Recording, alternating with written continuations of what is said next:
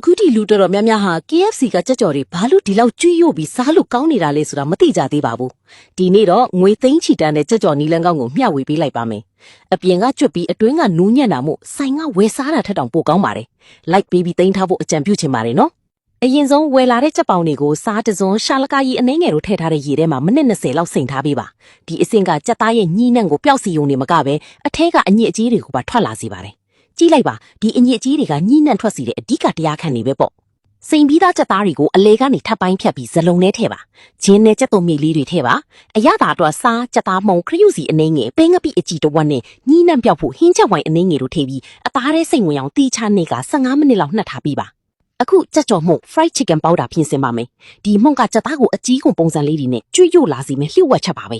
အရင်ဆုံးကြက်သားကိုမှုန့်နေနဲ့အနှံလူပြီးရင်ကြက်ဥရည်တဲ့နှစ်နောက်ဆုံးမှကြက်ကြော်မှုတစ်ခါထပ်လူပြီးပါမှုန့်လူတဲ့အခါလက်နဲ့အသားလေးဖိပြီးအားနဲ့ခါချလိုက်ရင်လှပတဲ့အကြီးကုန်ပုံစံလေးတွေ flakes ထွက်လာပါလိမ့်မယ်စီအပူချိန်အနီတော်မှာကြက်သားတွေကိုထည့်ကြောပါမီးအလေလက်နဲ့6မိနစ်ကနေ10မိနစ်လောက်ထိရွှေဝါရောင်တန်းလာတဲ့အထိကြော်ပြီးုံပါပဲ